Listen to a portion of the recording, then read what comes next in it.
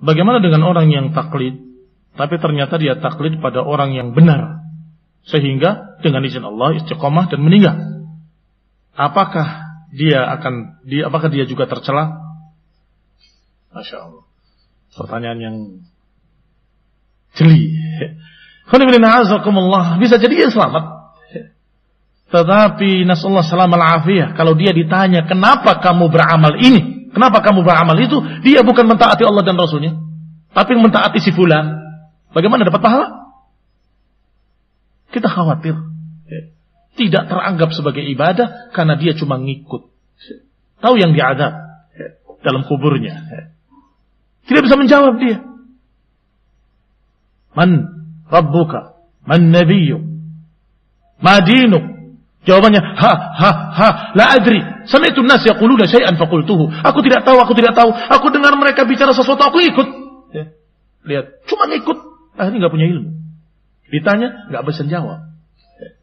Maka jangan. Ya.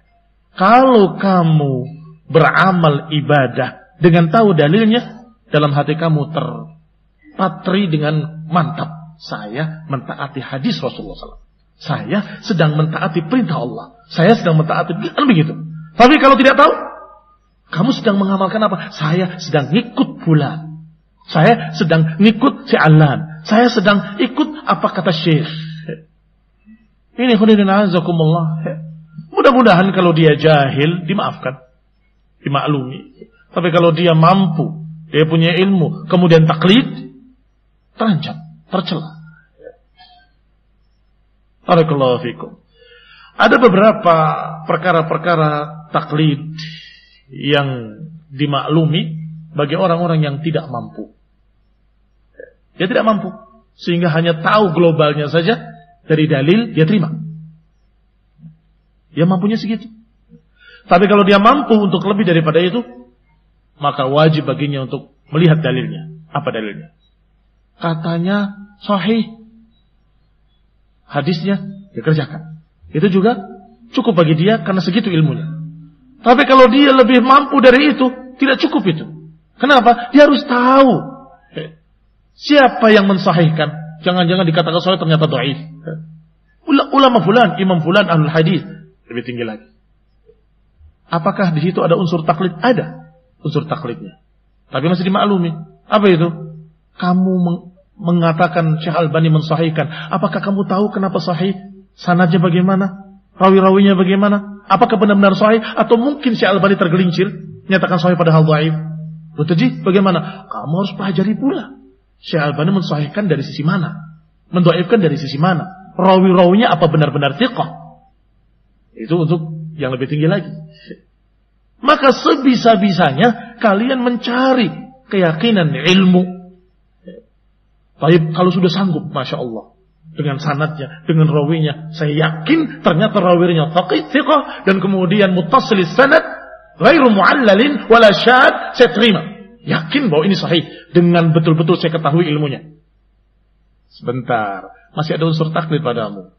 Di mana? Kamu menyatakan si fulan thiqah dari mana? Dari kitab rijal. Berarti kamu masih ada taklid sama dia. Kamu cari, dia menyatakan thiqah kenapa? Siapa orang yang sejarahnya? Harus kamu baca.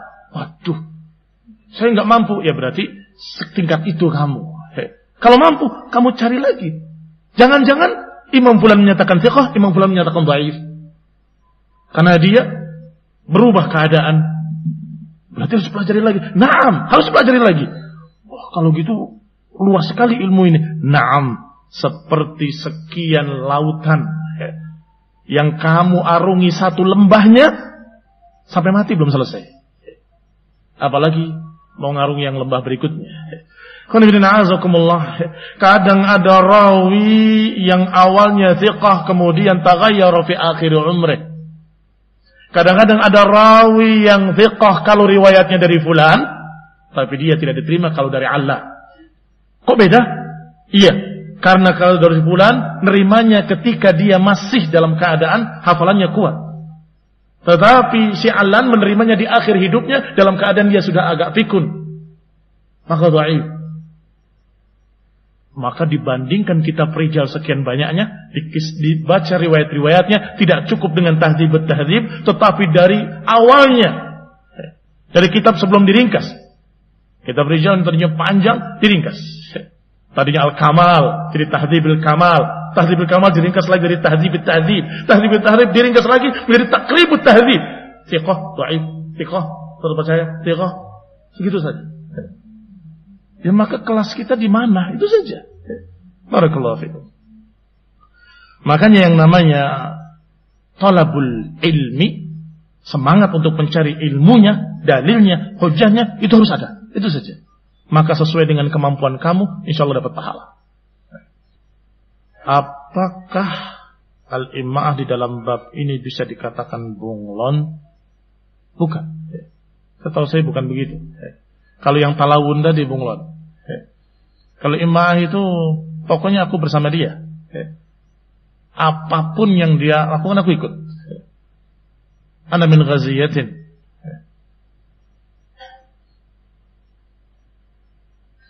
Idza ihtadah badaitu wa idza ghawa ghawait. Kalau dia lurus aku lurus, kalau dia bengkok aku pun bengkok. Nah. Insyaallah pertanyaan bagus. Masalah yang tadi taklid